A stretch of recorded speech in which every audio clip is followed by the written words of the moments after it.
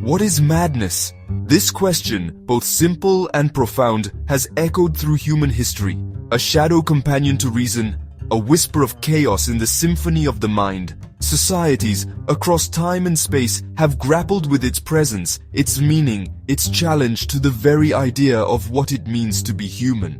Is it a disease, a curse, a gift, a burden, a force to be feared, controlled, or perhaps understood? Throughout the ages, our understanding and treatment of madness have been as varied as the cultures that define them. From ancient rituals to modern medicine, the journey to unravel the enigma of madness is a winding path through history, philosophy, and the very essence of human experience. Join us as we embark on this exploration, guided by the words of Michel Foucault, a philosopher who dared to challenge the way we see, think, and experience the world around us.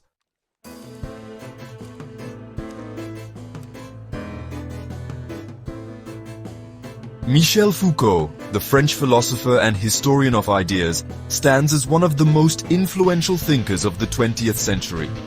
Born in 1926, Foucault's work delved into the complex relationship between power, knowledge, and discourse, the ways in which societies shape and control individuals, not through brute force, but through subtle, pervasive systems of thought and practice.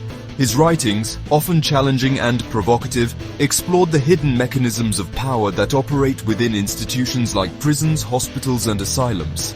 He argued that these institutions, while seemingly benevolent, serve to define and enforce societal norms, often at the expense of those deemed different, deviant, or mad.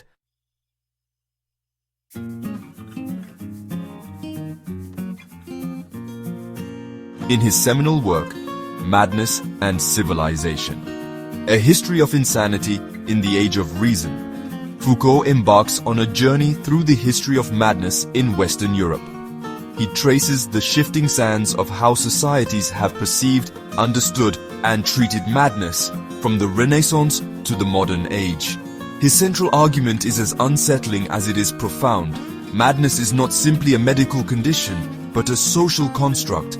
Through a meticulous examination of historical records, medical texts, and cultural artifacts, Foucault reveals how the definition and treatment of madness have been inextricably linked to the evolution of power structures, social norms, and the very fabric of what we consider normal.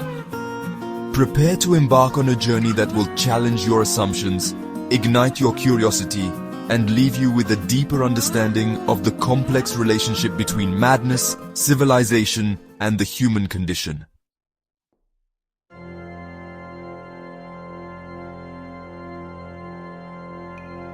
The Renaissance, a period of remarkable intellectual and artistic flourishing, marked a departure from the medieval worldview. It was a time of rediscovering classical learning, of pushing the boundaries of human knowledge and creativity. Yet, interwoven with this burgeoning spirit of reason was a deep fascination with the irrational, the mystical, and the unknown. The Renaissance mind embraced paradoxes. It celebrated the beauty of the human form while acknowledging the fragility of life. It sought to understand the natural world through observation and reason, yet remained captivated by magic, alchemy, and the supernatural. In this vibrant tapestry of human experience, madness held a unique and complex place.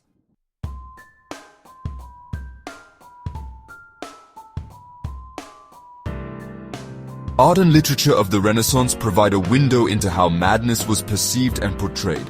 One striking example is the motif of the Ship of Fools, popularized by Sebastian Brant's satirical poem. The ship, sailing aimlessly, carrying its cargo of fools, symbolized the human condition, adrift on a sea of folly and uncertainty.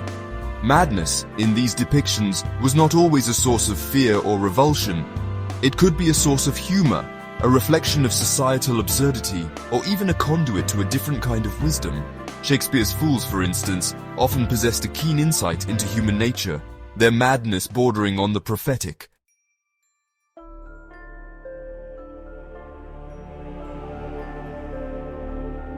Unlike the later era of confinement, the Renaissance did not necessarily seek to isolate or silence the mad.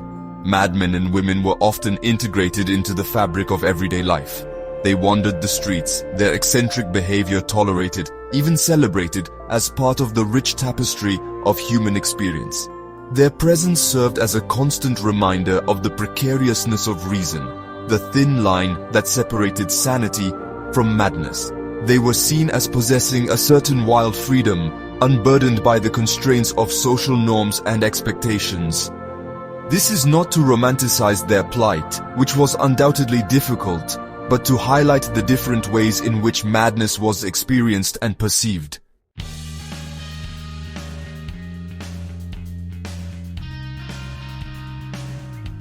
However, even as the Renaissance embraced the ambiguity of madness, the seeds of a new order were being sown. The rise of humanism, with its emphasis on reason and order, began to redefine the place of madness in society. The mad, once seen as possessing a unique perspective, were increasingly viewed as a threat to the social order, their difference requiring control and management. The stage was set for a profound shift in the way madness would be perceived and treated in the centuries to come. The Great Confinement, as Foucault termed it, was on the horizon, marking a turning point in the history of madness, one that would have far-reaching consequences for how we understand and treat mental illness even today.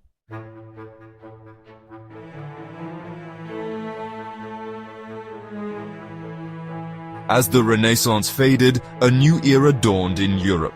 The Classical Age, a period marked by a profound shift in the social, political, and intellectual landscape. The emphasis on reason and order, which had begun to take root during the Renaissance, blossomed into a full-fledged ideology. This era witnessed the rise of the nation-state, the scientific revolution, and a burgeoning capitalist economy, all of which demanded a more disciplined, predictable, and productive citizenry. The tolerance for ambiguity and difference, which had characterized the Renaissance's relationship with madness, began to wane. The mad, once seen as eccentric but harmless, were increasingly perceived as a threat to the social fabric, their presence disruptive to the new order of reason and progress. This shift in perception paved the way for a dramatic change in the treatment of madness, the era of confinement.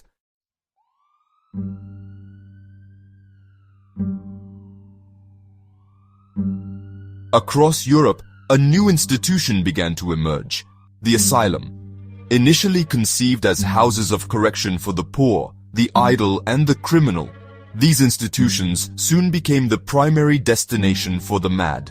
They were rounded up from the streets and confined within the walls of these institutions, segregated from the rest of society.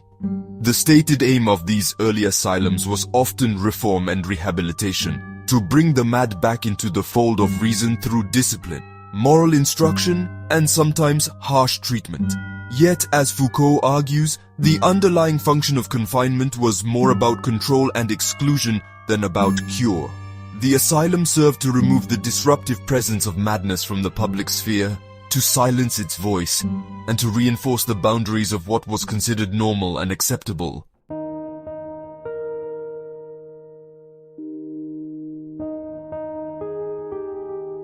The confinement of the mad coincided with the rise of modern medicine and a growing interest in understanding the human mind. Madness, once viewed through the lens of religion or superstition, began to be medicalized, categorized, and subjected to scientific scrutiny. Physicians and alienists, early psychiatrists, emerged as the new authorities on madness, their diagnoses and treatments carrying the weight of scientific legitimacy. While this medicalization of madness might seem like progress, Foucault argues that it also brought with it new forms of power and control. The medical gaze, while seeking to understand, also served to define, categorize, and ultimately to normalize. Madness was transformed from a moral failing or a spiritual affliction into a mental illness subject to medical intervention and social control.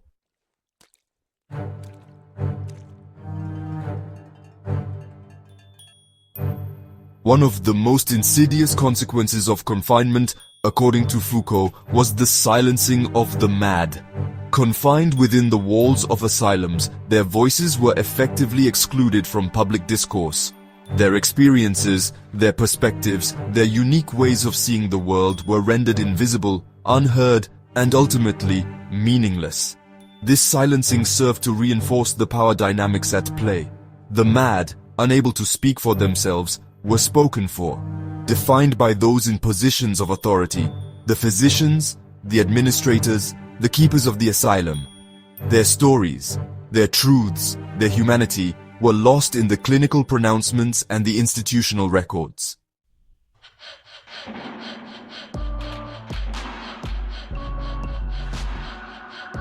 Foucault's analysis of the Great Confinement is not merely a historical account.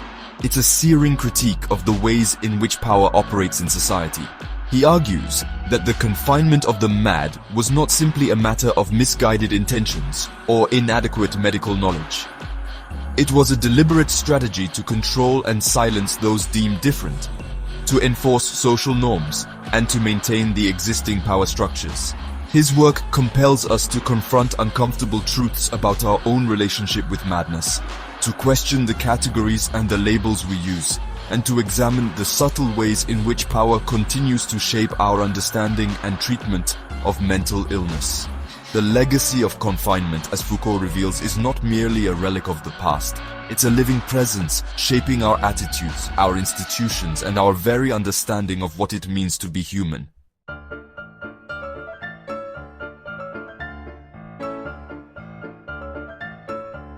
The asylum, in Foucault's analysis, becomes more than just a place of confinement. It transforms into a microcosm of power relations, a space where the dynamics of control and discipline are played out on the bodies and minds of the confined.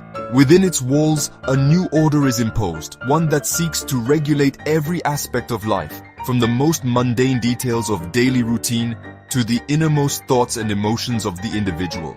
This imposition of order draws heavily on the ideas of Jeremy Bentham's panopticon, a prison design where the constant possibility of surveillance creates a sense of invisible but pervasive control.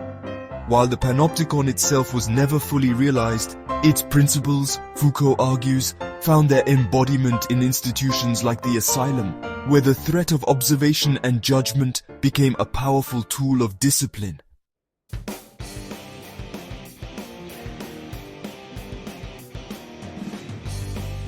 The regulation of the body becomes central to the asylum's regime of discipline. Every aspect of physical existence, from sleeping and waking to eating and working, is subjected to strict schedules and routines. Movement is restricted, confined within the walls of the institution, or carefully orchestrated through prescribed activities. This meticulous control over the body, Foucault argues, is not merely about physical restraint. It's about shaping behavior, instilling obedience, and ultimately breaking down the individual's sense of autonomy. The body becomes a site of power, a canvas upon which the norms and expectations of society are inscribed.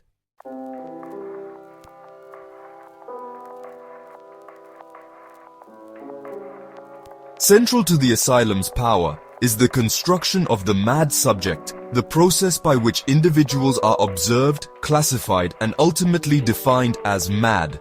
Physicians and alienists, armed with their medical knowledge and their tools of observation, take on the role of discerning the signs and symptoms of madness, creating categories and diagnoses that serve to order and explain the seemingly chaotic world of mental illness.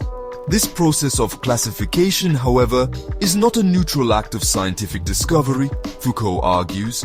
It's inherently imbued with power, shaping not only how madness is understood, but also how it's experienced. The diagnoses, once assigned, become labels that stick, shaping the individual's self-perception and their interactions with the world outside the asylum walls.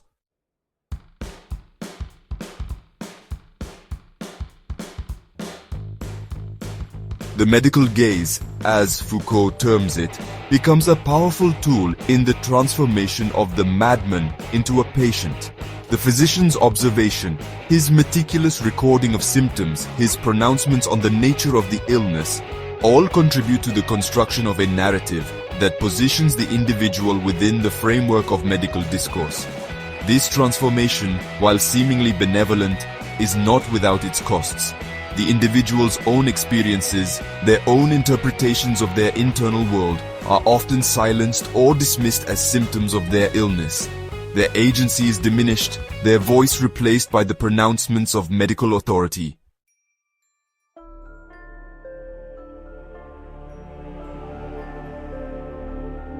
The true insidiousness of the asylum's power, according to Foucault, lies in its ability to move beyond external control and into the realm of internalized subjugation. The individual, subjected to the constant pressures of observation, discipline, and normalization, begins to internalize the labels and the expectations imposed upon them. They become complicit in their own confinement, their own silence.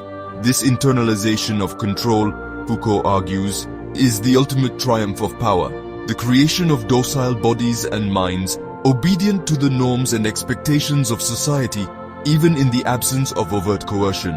The asylum, in this sense, becomes a microcosm of the larger social forces that shape our understanding of normality and deviance, reminding us that the boundaries between the sane and the insane are often more fluid, more contested, and more politically charged than we might care to admit.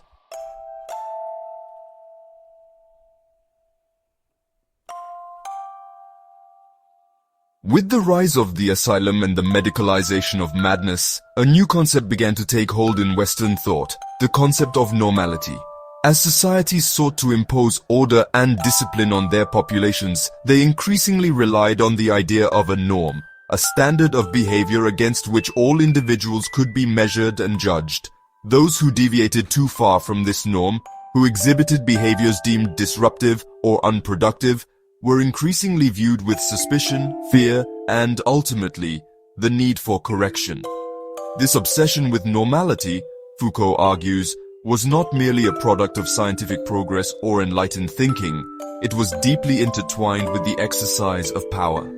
By defining what constituted normal behavior, those in positions of authority, physicians, politicians, educators, gained the power to label, categorize, and ultimately control individuals and populations.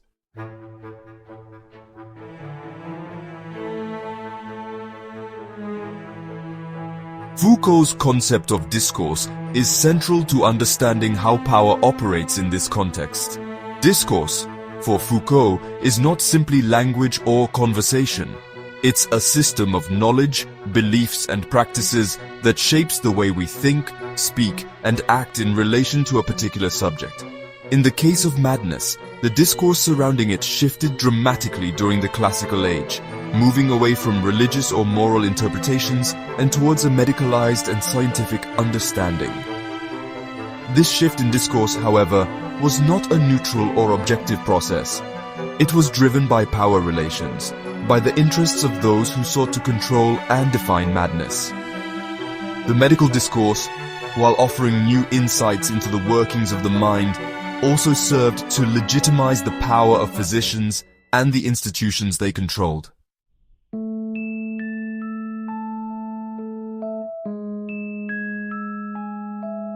Psychiatry, as a burgeoning medical specialty, played a key role in this process. By claiming expertise on the nature of madness, psychiatrists gained the authority to diagnose, treat, and ultimately to determine who was and was not fit to participate in society. Their diagnoses, backed by the weight of scientific knowledge, carried significant social and legal consequences, often leading to confinement, loss of liberty, and the stripping away of individual rights. Foucault is not dismissive of the genuine desire to understand and alleviate suffering that motivated many within the psychiatric profession. However, he argues that even the most well-intentioned efforts to treat mental illness were inevitably shaped by the prevailing power structures and social norms. Psychiatry, in this sense, became a tool not only for treating individual illness, but also for enforcing conformity and maintaining social order.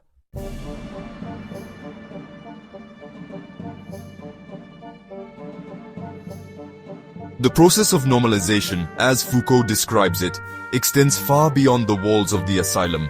It seeps into the very fabric of society, shaping our values, our beliefs, and our behaviors in subtle but pervasive ways. We internalize the norms and expectations of our culture, often without even realizing it, and we judge ourselves and others accordingly. This internalization of norms, Foucault argues, is one of the most insidious effects of power. It leads to self-discipline, self-censorship, and a constant striving to fit in, to be normal. Those who deviate from the norm, whether in their thoughts, their behaviors, or their identities, risk social exclusion, stigma, and the threat of being labeled as other, abnormal, or even mad.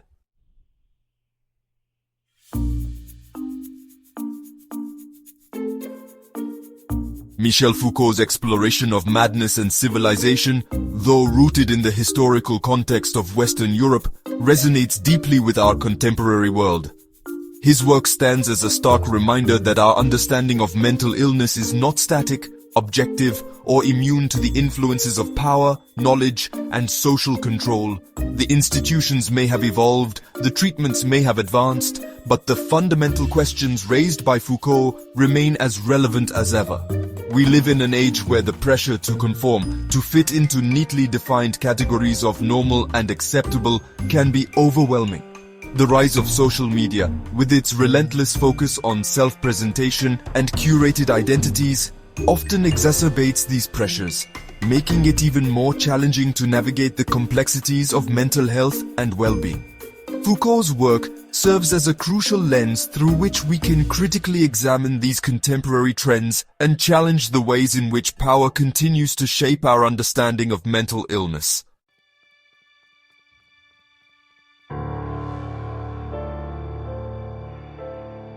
Beyond its social and political implications, Foucault's work invites us to engage in a deeper reflection on the nature of madness itself. Is it, as he suggests, merely a social construct, a label imposed on those who deviate from the norm? Or is it something more fundamental, an inherent aspect of the human condition? Perhaps the answer lies somewhere in between.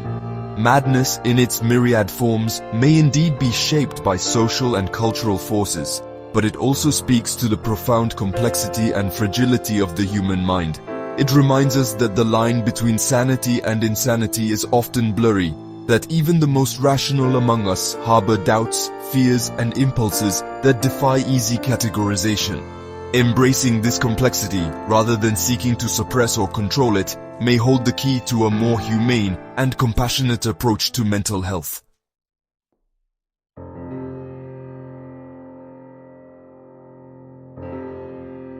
As we navigate the complexities of mental health in the 21st century, Foucault's legacy serves as both a call to question and a commitment to care. We must be willing to critically examine the assumptions, the biases, and the power dynamics that shape our understanding of mental illness. We must challenge the stigma, the discrimination, and the exclusion that continue to marginalize those who live with mental health challenges. But beyond critique, we must also cultivate a deeper sense of empathy, understanding, and compassion. The voices of those who have been silenced, those who have been labeled and confined, must be heard and valued.